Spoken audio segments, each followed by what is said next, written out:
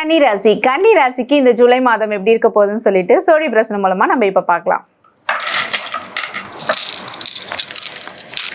ஓம் நாகத்வஜாய வித்மஹே நாகரூபாய தீமஹி தன்னோ நாகதேவி பிரசோதயாத்.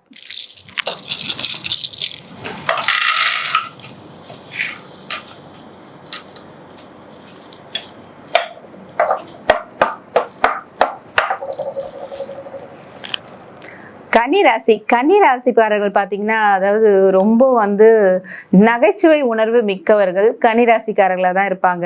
இந்த ரொம்ப எல்லாத்துலேயுமே ஒரு அஃபெக்ஷன் இருக்கணும்னு சொல்லிட்டு எதிர்பார்ப்பாங்க. அந்த அன்புக்காக ஏங்குறவர்களும் பார்த்தீங்கன்னா கன்னிராசிக்காரர்களாக தான் இருப்பாங்க.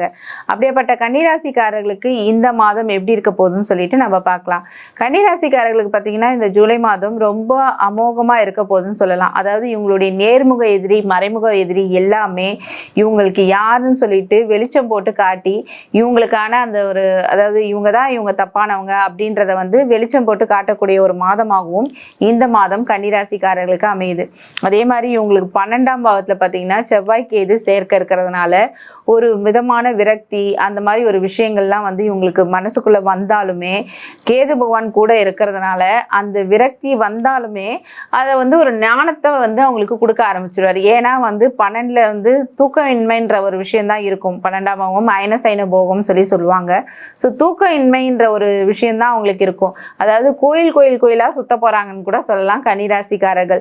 அதாவது எல்லா இடத்துக்கும், அதாவது இவங்க குலதெய்வம் கோயில், அதே மாதிரி ரொம்ப நாட்களா இந்த காசி போகணும், ராமேஸ்வரம் போகணும் அப்படின்னு ஆசைப்பட்டவங்க எல்லாருமே பார்த்தீங்கன்னா கன்னிராசிக்காரர்கள் அதற்கான ஒரு சூழ்நிலையில போயிட்டு அந்த கோயிலுக்கு போறது, இந்த கோயிலுக்கு போகலாமா அப்படின்னு சொல்லிட்டு கோயிலா ஒரு சுத்தக்கூடிய ஒரு மாதமாகவும் கன்னிராசிக்காரர்களுக்கு இந்த மாதம் அமையுது. அதே மாதிரி அவங்களுக்கு 7ஆம் பாவத்துல சுக்கிரன் இருக்கிறதுனால, அதாவது இவ்வளோ நாட்களா திருமணம் ஆகாத இருந்த கன்னிராசிக்காரர்கள் எல்லாருக்குமே திருமணம் யோகம் கைகூடி வரப்போகுது. அதே மாதிரி 8ஆம் பாவத்துல பார்த்தீங்கன்னா உங்களுக்கு சூரியன் உட்காண்டிருக்கிறதுனால அந்த உஷ்ணம் சம்பந்தப்பட்ட ஒரு பிரச்சனை இவங்களுக்கு வரத்துக்கான ஒரு சூழ்நிலையும் அமையுது. அதாவது பார்த்தீங்கன்னா ஜீரண தொல்லை, வாயு தொல்லை, இந்த மாதிரி ஒரு பிரச்சனைகள் இவங்களுடைய உடம்புல வரத்துக்கான சூழ்நிலை இருக்கிறதுனால கொஞ்சம் ப்ராப்ளம் ஏதாவது இருந்தாலும், வயிற்றுல ப்ராப்ளம் இருந்தாலும் உடனே ஹாஸ்பிட்டல் போயிட்டு என்ன ஏதுன்னு செக் பண்ணிக்கிறது நல்லது. இந்த கன்னிராசிக்காரர்களுக்கு எல்லா விதத்திலையும், அதாவது குழந்தை இல்லாத இருந்த கன்னிராசிக்காரர்களுக்கு எல்லாருக்குமே குழந்தை பாக்கியம் கைகூடி வரப்போகுது. பிரிந்த தம்பதிகள், பிரிந்த காதலர்கள் எல்லாருமே ஒன்று கூடக்கூடிய ஒரு மாதமாகவும் இந்த மாதம் அமையுது. உங்களை விட்டு போனவங்க எல்லாருமே உங்களை தேடி வரப்போறாங்க.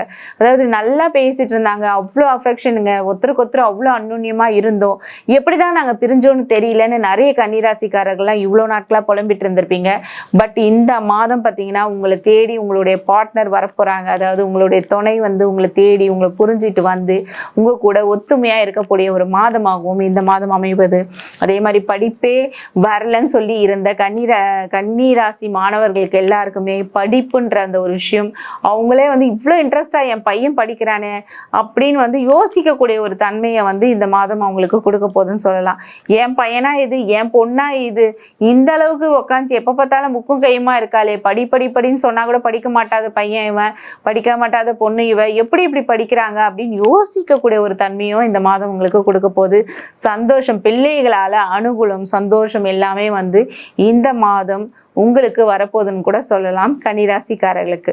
கன்னிராசிக்கான பரிகாரம், கன்னிராசிக்காரர்களுடைய அதிபதி யாருன்னு பார்த்தீங்கன்னா புதன் பகவான் தான் கன்னிராசியுடைய அதிபதி.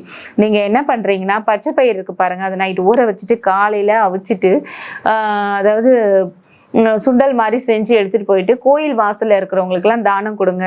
பக்கத்துல ஏதாவது கோயில் கோலா இருந்ததுன்னா அந்த குளத்துலயும் அதை போட்டுட்டு வாங்க, மீன் சாப்பிட்டோம், இந்த மாதிரி ஒரு விஷயங்கள்லாம் நீங்க பண்ணிட்டு வாங்க. அதே மாதிரி பெருமாள் கோயிலுக்கு போனீங்கன்னா அந்த பெருமாள் கோயில்ல 11 சுத்திட்டு உங்களுடைய வேண்டுதலை, அதாவது மல்லிப்பூ வாங்கி பெருமாள் கோயில்ல இருக்கிற அந்த அம்பாளுக்கு கொடுத்துட்டு உங்களுடைய வேண்டுதலை வச்சுட்டு வாங்க. கடன் பிரச்சனையில இருந்து மீண்டு வருவீங்க.